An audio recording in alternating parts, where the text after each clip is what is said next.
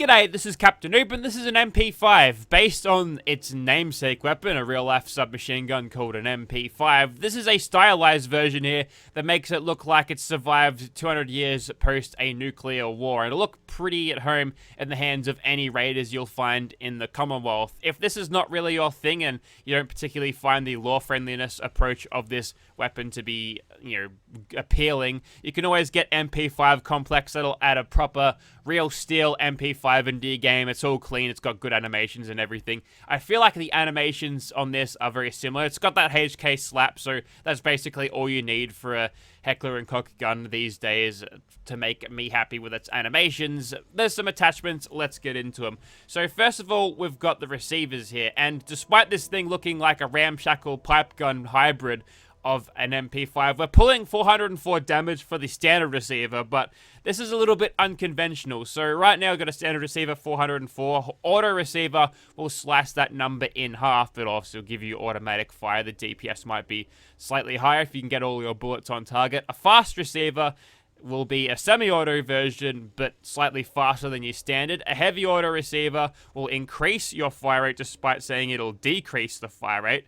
It doesn't actually give you a weight penalty either, which is weird. And a heavy receiver appears to be automatic as well, because we've got the 202 damage and 166 fire rate seems to be a lot higher than what we're getting otherwise. So looks like the heavy auto receiver is going to be the one to pick here, and maybe that's the way to go because it requires Commando rank 2 and Gun Nut rank 4. So this is like top tier receivers here. So we'll go on with that and we'll move on. You can have a standard barrel, which we've got now, a metal barrel, which will change the handguard to be like a, well, it's got an air-cooled sort of system there. That's even more ramshackle. Or a longer barrel, which will add some duct tape on there and give you a little bit of extra range as well, which is helpful for those ranged engagements, which this thing's range isn't that high anyway, so boosting it as much as possible is a very good thing. So you can have a stock, which that's the standard one, no stock, a comfort-ish stock, restored wood stock, which takes all of the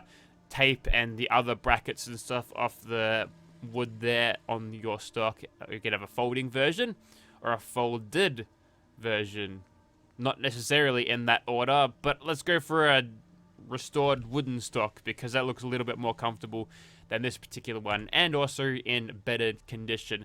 Right now, we've got a straight mag. You can throw a drum mag. That'll give you a 50 round capacity instead of the 20. The reload animations don't really sync well. There'll be a little bit of clipping with the drum, but I want the ammo capacity, so we'll do that. Also, there's also just tape around the drum as well, because why wouldn't there be? Right now, I've got some iron sights. You can have an ACOG.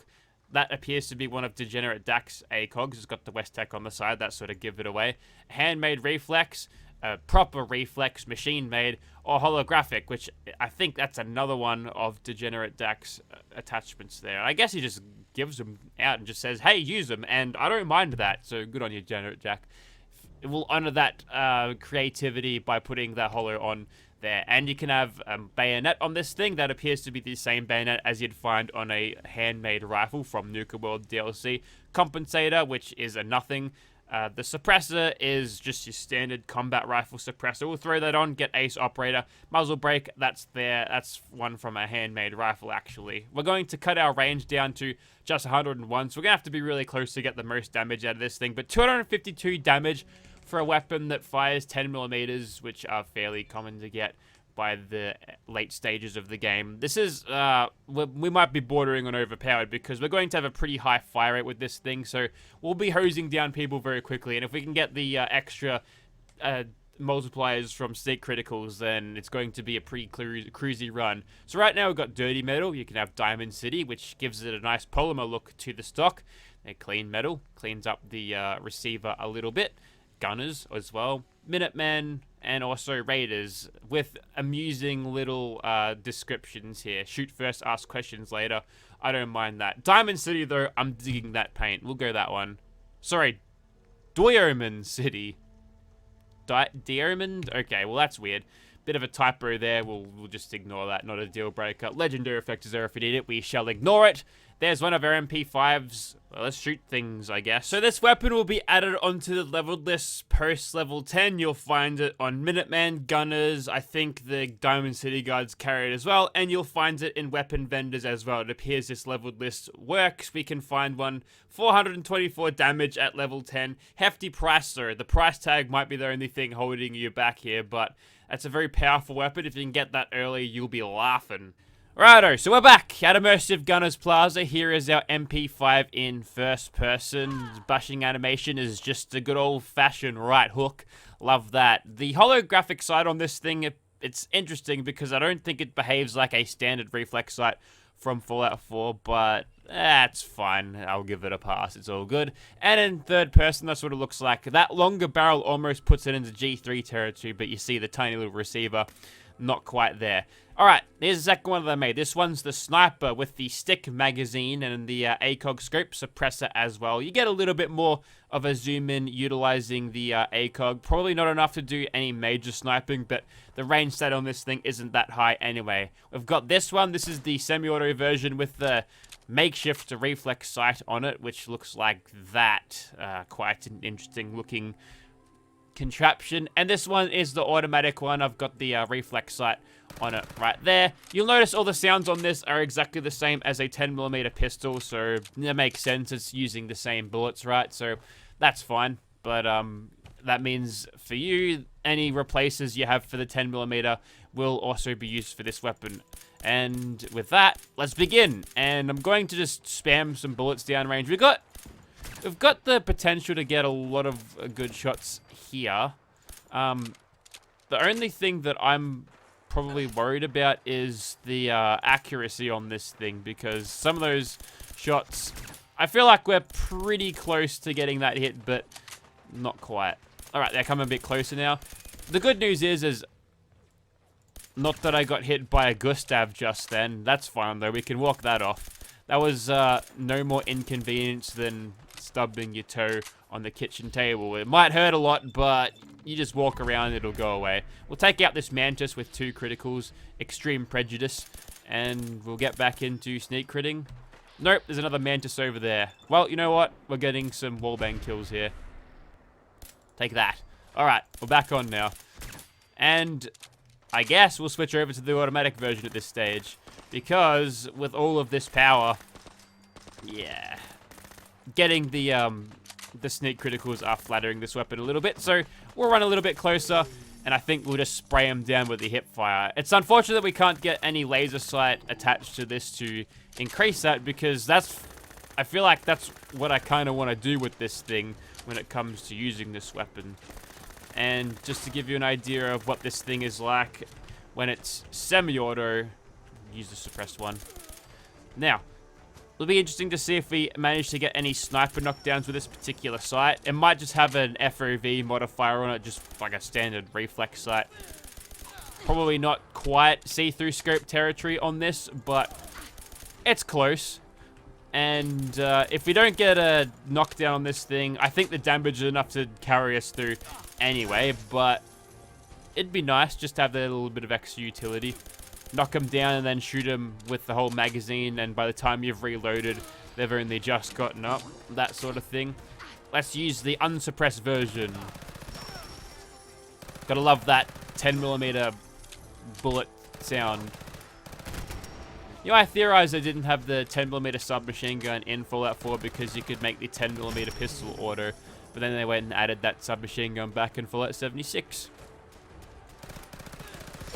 A lot of people wondering if they'll eventually port the 76 guns over to the Fallout 4 game via the creation kit. I feel like that'd be a cool idea, but I feel like Bethesda would want you to be using those guns in Fallout 76 so you can keep consuming what they've put on the Atom store to drive their profit margin. So that's not going to happen. Sorry. But here's what we get instead. We get user-generated content, which I think is a lot more interesting.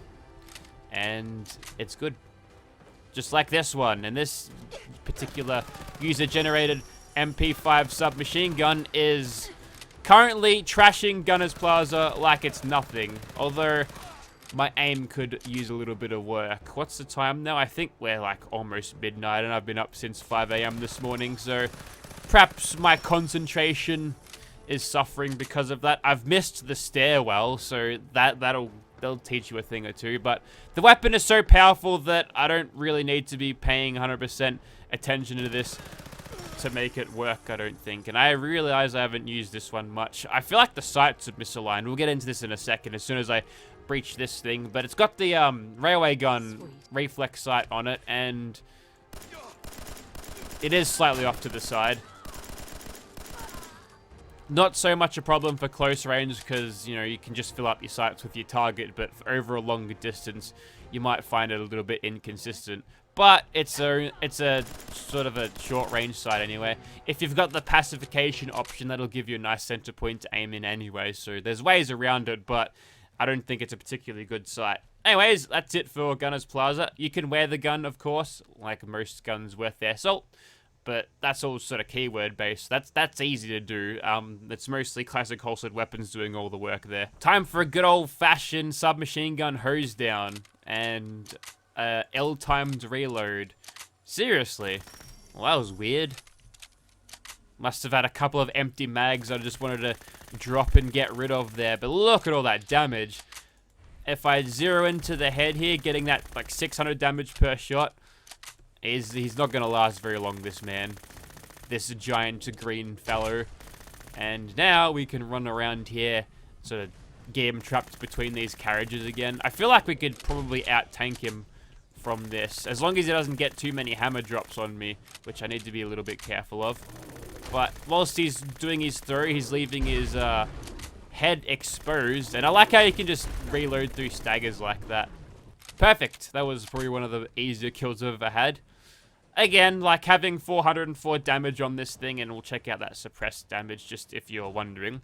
505 semi-auto suppressed. It's going to do a whole lot of damage, even when we're getting half of our damage taken off from the very hard difficulty. So we'll find some more creatures. Righto, time for a bit of nighttime submachine gun giant robot hunting, and luckily for me, he's got a big giant red eye there, so we can single him out pretty easily. And I'm going to hammer on the trigger just to see if I was right or just I had terrible aim in that first little section going forward. So it looks like we're doing about 500 on this guy, and I wonder if we probably can't get this guy. Wait, that hit any damage at all? I don't think it did.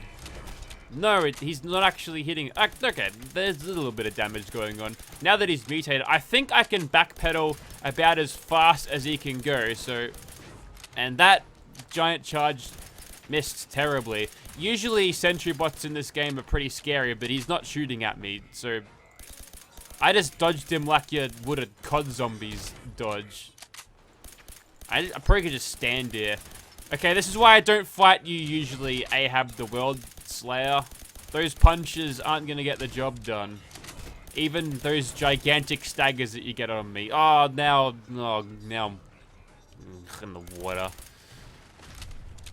Oh well, I guess I'll just sit around this to warm back up again. Hey, that's weird. You don't even get any luminescence off that fire.